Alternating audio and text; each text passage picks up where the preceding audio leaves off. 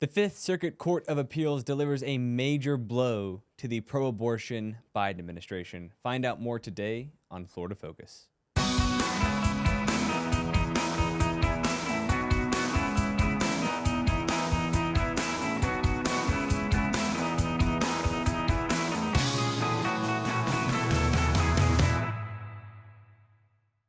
Hey, my name is Noah Fay, and welcome to Florida Focus, where politics, culture, and a biblical worldview collide. Joining me today, as always, is Aaron DiPietro. Aaron, how are you doing today, man? I'm doing great. Let's get right to it. Yeah, so today we're talking about the chemical abortion pills. And there was a recent ruling on them with the Fifth Circuit Court of Appeals. We'll get to that later. But first, I wanted to start with what actually the abortion pills do. Correct. So the abortion pill is basically an abortion in the form of a pill. Instead of whereas you have a surgical abortion, which has been the predominant form of an abortion, to where a doctor goes in and literally rips the baby out of the womb, stabs the baby, rips the baby apart. That's a surgical abortion. A chemical abortion is basically drugs that the mother is taking. Sometimes she's taking multiple drugs over the course of a short period of time that either starves the baby, that basically cuts off the flow of nutrients from the mother to the baby. Some of these chemicals burn the baby alive. Basically, it's starving and killing the baby. So it's through the form of a pill. The predominant difference between the two is that whereas a surgical abortion is usually done in a facility, like an abortion clinic, chemical abortion is usually something that's consumed by a mother when she's at home in private or by herself, to where there's no one around to be able to help her or to watch out for her and to make sure that she's not being harmed by the drug itself. Yeah, so, I mean, almost any medical procedure, which I guess you could define this as, even though we know it's killing a baby. Correct. But almost everything, if not everything, needs to be under doctor supervision. So why is this not under doctor supervision? Because it's a way for the abortion industry to make money. And it's a way to push the abortion industry to the masses. And it's interesting when you look at the trends of previously over the past decades, surgical abortions were the go-to for abortions. And those could go all the way up from the beginning of the conception all the way up to even partial birth abortions, which are basically birthing the babies only to kill them. Unfortunately, in some countries, we're starting to see post-birth abortions as well. Sure. We're seeing infanticide and such. However, the abortion industry has slowly transitioned over to chemical abortions over the last few years. Now, granted, all abortion providers and the abortion giants want all abortions to remain legal, but outlawing and regulating surgical abortions doesn't hurt their bottom line as much as going after and attacking chemical abortions, and here's why. When you talk about a surgical abortion, you have to have a doctor there, which is expensive, especially since most of the doctors want nothing whatsoever, and especially in the state of Florida, but even across the nation, most of the doctors want nothing whatsoever to do with abortion. Second, you have to have overhead, you have to have a facility, you have to have expensive equipment, you have to be paying rent, light, you have to pay for staff. That's a lot of overhead there for surgical abortions. With chemical abortions, especially the telemedicine form of chemical abortions, to where they're simply prescribed, you'll see a woman will go online and we'll see a person on the screen that will really prescribe a pill mill. There's no evaluation, there's no examinations. They'll prescribe the medication and then the mother leaves.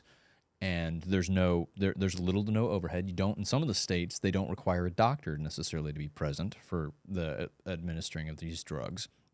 So it's the Wild West in many cases on this. So obviously money's a big thing. Correct. Do you think it's also because it's less ugly or harsh in terms of imagery? I think that's part of it. Do you think mothers don't feel as, like a lot of stories you hear are mothers that just feel horrible after the initial, after an abortion?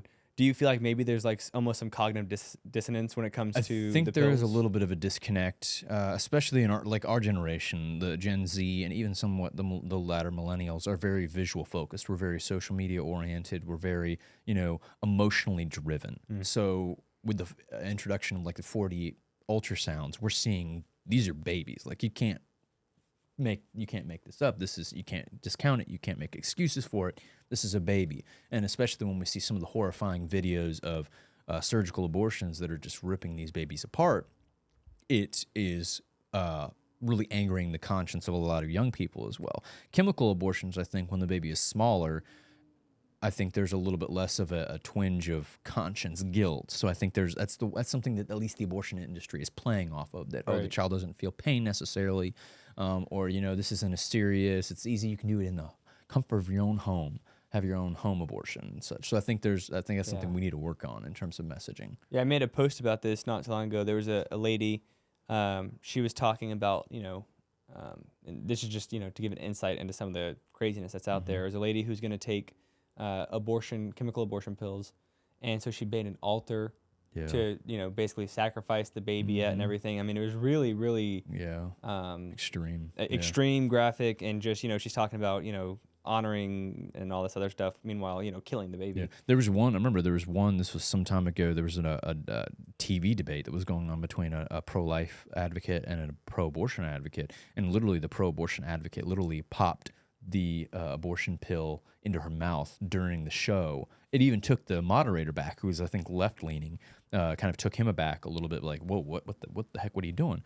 And so I think that's the culture that the abortion industry is trying to take advantage of. Was she pregnant I think she suspected she was. I think she was. Wow. Yeah. So she was actually trying to have an abortion on live television. So, but there was that flippancy to say, "Oh, this is not that big of a deal. It's an abortion pill, easy. Swallow back. Drink some water. It's not that big of a deal." So I think that's something we need to work on. And we'll talk about some of the medical risks. Yeah, let's go to that now. Yeah. Let's talk about some of the complications that are happening as a result of this.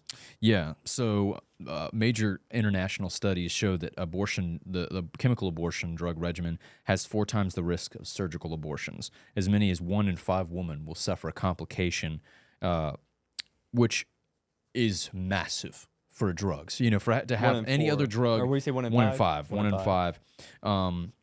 The science shows that chemical abortions put women at over a 50% greater risk of an ER visit compared to surgical abortions. 3 to 7 out of every 100 women who have had a chemical abortion early in pregnancy will need surgery to finish the abortion. So in many cases, they're getting the abortion industry is getting double doses. They're getting their chemical abortion money, and then they're getting surgical abortion money. As many as 15% of these women will experience serious hemorrhage, and 2% will have an infection, according to the data. So this is the dangers of these chemicals across the board have been demonstrated time and time again. What would you say? I know it's hard to keep track. Yeah. What would you say the number of women taking these pills are every year? Is it the millions? Oh, it's in the millions, especially with chemical abortions now are actually taking over and overtaking the numbers for surgical abortions as well. And the only reason I ask is because, when someone hears a number of like 2% end up with some sort of serious infection, a lot of people go, 2%, it's not a lot. But if it's 2% of 10 million people, we're talking about tens of thousands, if not hundreds of thousands of women, that are facing having some sort of very adverse potentially effects. more. I mean, because many of them don't get reported, and also many of them don't get tied to a particular hospital facility. Like, whereas a surgical abortion, if a woman has a surgical abortion, she has harm, she has to go back to the hospital. There's some way, not always, but there's some ways to be able to tie her back to an abortion clinic. Right. Well, when you have a drug prescribed to you that you take and then you have effects when you're at home, there's no, unless the woman who may be going through, experiencing blood loss and hurt and is dying or having serious, that the hospital, the ambulance that's coming to pick her up is like, what's going on? We don't know what's going on with her. She's having internal bleeding.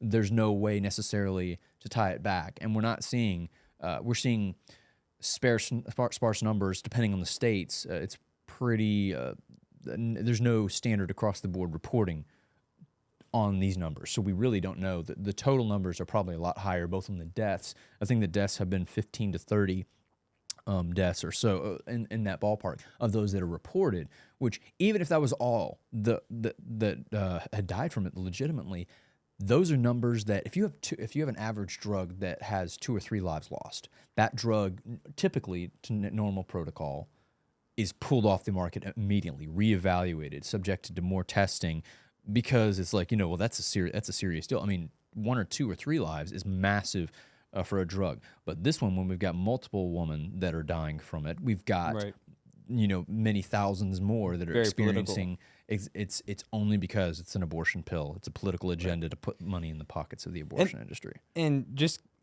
so I'm clear, I think I've understood this correctly, but the FDA had to do something called an accelerated approval program, which literally means they had to deem pregnancy as a major health complication in order to go around and circumvent, basically all the laws that are in place to get these drugs approved. Correct. Right?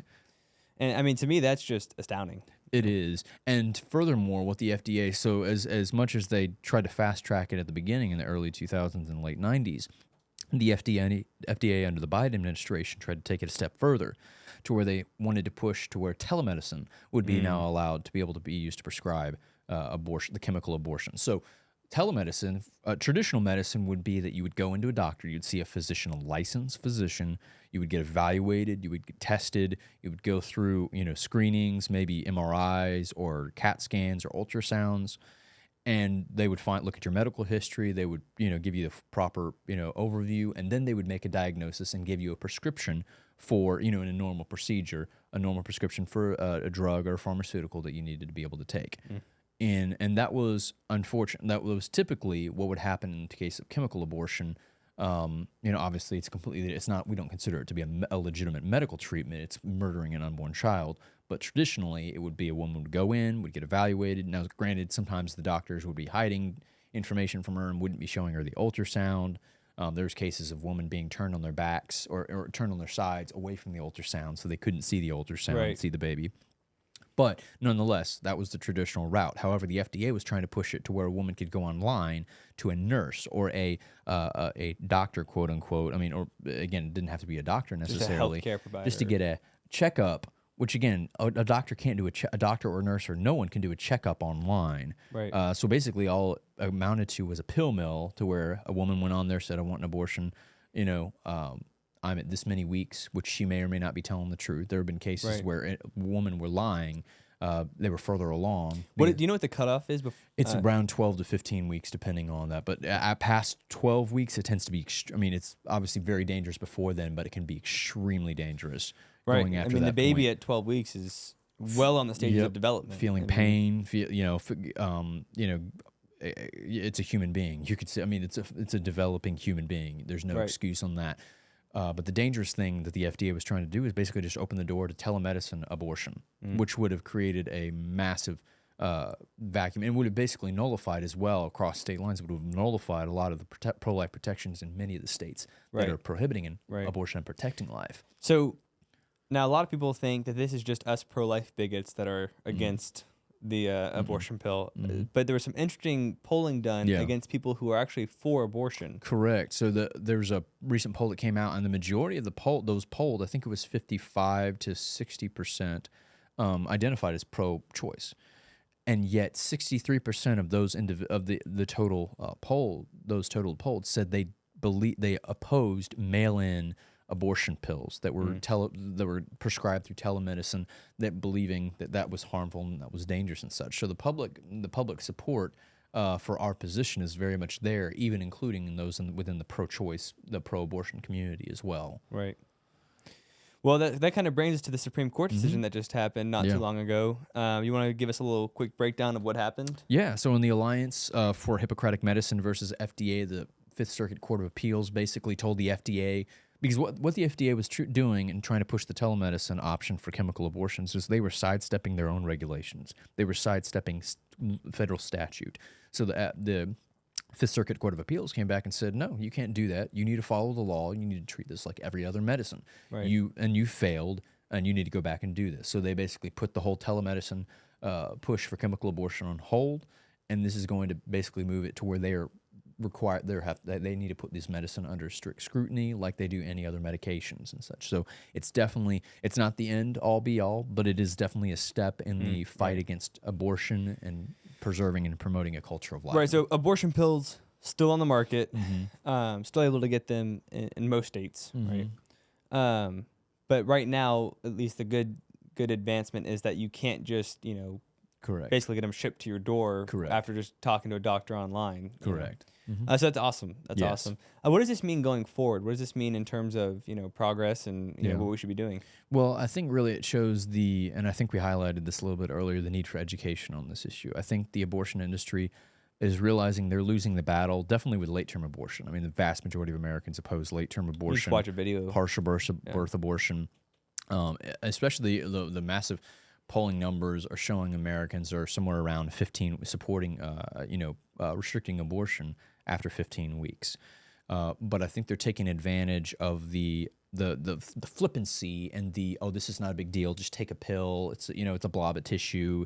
It'll come out naturally. It's not harmful at all. There's no risks.